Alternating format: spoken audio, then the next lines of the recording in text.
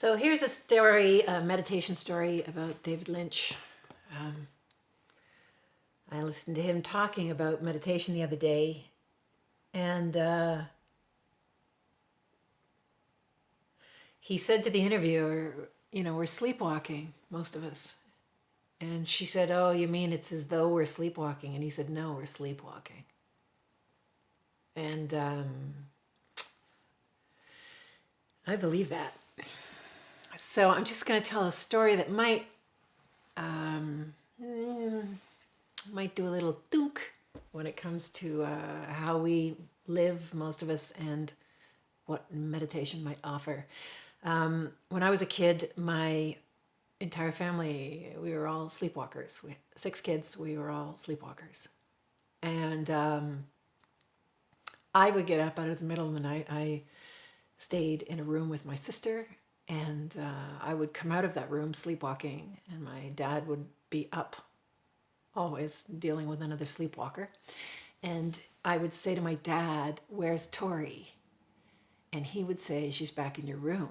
But whatever was going on in my mind with the sleepwalking, she was not in my room, and it was my job to take care of her, and I'm out here looking for her. And I would see over my dad's shoulder. I have a memory of seeing my brother Andrew over my dad's shoulder, and he had like a blanket around his neck or a towel, and he was always running away from home. So that was kind of the story he was obsessed with. I was obsessed with the story of where's my sister. I have a little brother Smaff, and he would walk into my parents' room, and he would take 2 shoes out of the closet, and he would hold them like this as though they contained liquid, and he would pour the liquid from one thing to the other, one shoe to the other, one shoe to the other.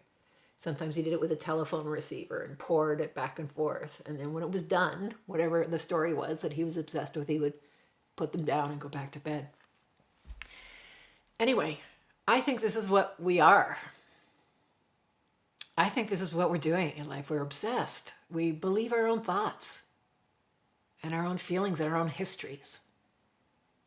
We're kind of obsessed with whatever that is, and that develops a personality. My personality was, where's Tori? Other personalities may be, I'm too fat, I'm not wealthy enough. Oh God, what if so-and-so doesn't like me? Oh, what if I'm not successful? Oh, blah, blah, blah, blah, blah, blah. It's all a story that I'm plastered to because I'm asleep, because I'm dreaming. Anyway, the thing that worked with my dad, was my dad would eventually say, go into the bathroom and turn on the light. And my dad was a smart guy in some ways, but this was smart advice. Go into the bathroom and turn on the light. He knew I wouldn't go back to my room because I was too freaked out about where my sister was. He didn't want me to wake up my sister. So I would go into the bathroom and I would sit down and I would turn on the light. And when I turned on the light, very gradually, I would think, that story would start to dissipate. I would start to realize where I was and who I was and what was really going on. And I think this is potentially the value of meditation. If I unglue myself for 20 minutes from my thoughts and what feels real but maybe is not so real, if I just unglue myself and spend a bit of time with who I am without those stories, it's as though a light's been turned on and I start to come to my real senses. So, hope that serves. Hope you're having a beautiful day.